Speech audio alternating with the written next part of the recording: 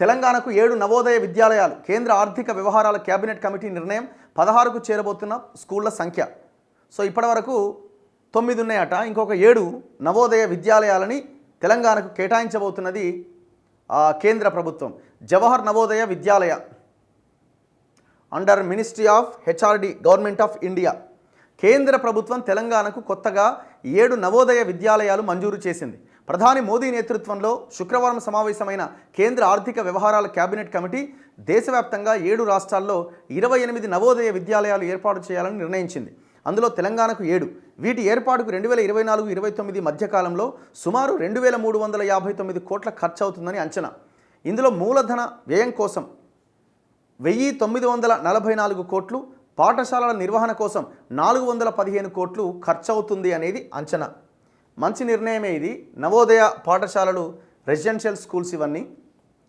So మరో 7 స్కూళ్ళు ఇచ్చినాడు తెలంగాణకి. సో బేసిక్గా ఇంతవరకు అయితే కేంద్రం నుంచి స్కూళ్ళు కానీ హాస్పిటల్ కానీ కట్టింది లేదు. ఇవి పూర్తి స్థాయి రెసిడెన్షియల్ స్కూళ్ళు. బాలబాలికలు ఉమ్మడిగా చదువుకోవడానికి వీలుంటుంది. 6వ తరగతి నుంచి 12వ తరగతి వరకు ప్రతిభావంతమైన విద్యార్థులకు నాణ్యమైన విద్య లభిస్తుంది.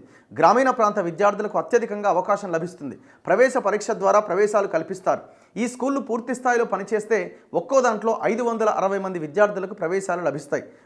బోధనేతర సిబ్బంది కలిపి 47 మందికి ఉద్యోగాలు వస్తాయి. ఆ ప్రకారంగా తెలంగాణలో 3920 మంది విద్యార్థులకు ప్రయోజనం కలుగుతుంది.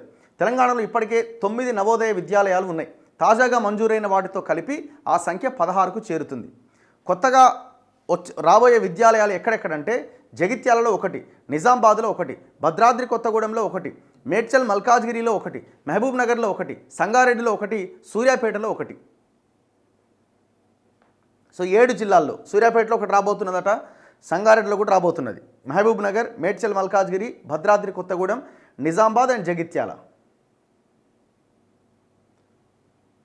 ఆల్రెడీ ఇప్పటికే ఉన్నాయి. ఎక్కడెక్కడ అంటే కొమరంభీం ఆసిఫాబాద్ జిల్లాలో 1 ఉన్నది, కరీంనగర్లో ఉన్నది, ఖమ్మంలో ఉన్నది, నాగర్ కర్నూల్లో ఉన్నది, సిద్దిపేటలో ఉన్నది, నల్గొండలో ఉన్నది, కామారెడ్డి, రంగారెడ్డి, వరంగల్లో ఉన్నాయి. ఇప్పటికి ఉన్నాయి 9.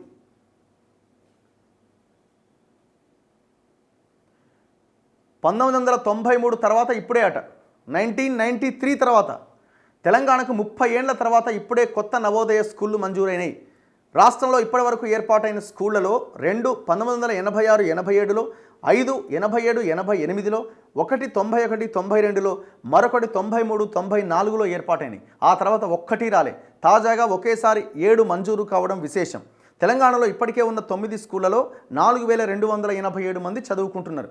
ఇందులో బాలలు 2556, 66, బాలికలు 1721.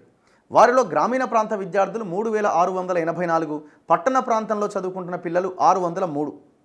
అందులో జనరల్ సీట్లు 449, ఓబీసీలు 1949, ఎస్సీలు 1039, ఎస్టీలు 850. కేంద్ర మంత్రి కిషన్ రెడ్డి హర్షం. మంచిదే, స్కూలు కట్టాలన్న ఆలోచన మంచిదే. ఇంకా వీలైతే స్కూలు పెంచే ప్రయత్నం చేయండి. ఈ రెసిడెన్షియల్ స్కూల్లో చదువుకునే పిల్లలు జస్ట్ 5% కూడా ఉండరు, 5% కూడా ఉండరు. అదే సమయంలో ఈ డే స్కాలర్ ప్రతిరోజు మనం ఊర్లలో లేకపోతే మండల స్థాయిలో వెళ్ళి చదువుకునే పిల్లల స్కూళ్ళు ఉంటాయి కదా, మనం ఎవ్రీడే వెళ్ళొచ్చేవి. ఆ స్కూళ్ళ సంగతి కూడా కేంద్రం పట్టించుకోవాల్సిన అవసరం ఉంది. ఎందుకంటే కేంద్రం నుంచి వస్తున్న నిధులు పెద్దగా ఆ స్కూళ్ళకి ఏమీ లేవు. రాష్ట్ర ప్రభుత్వాలు పెట్టట్లేదు, కేంద్రము పెట్టట్లేదు. వీళ్ళు ఎంత పెట్టిరు? కేసీఆర్ 6% పెడితే 7% పెట్టిండు రేవంత్ రెడ్డి. ఏముందనలా? అది క్వశ్చన్ చేస్తున్నాను. కేంద్రం నుంచి వచ్చే ఫండ్స్ కూడా ఏమీ లేవు. సో ఆ స్కూళ్ళను కూడా పట్టించుకోవాల్సిన అవసరం ఉన్నది.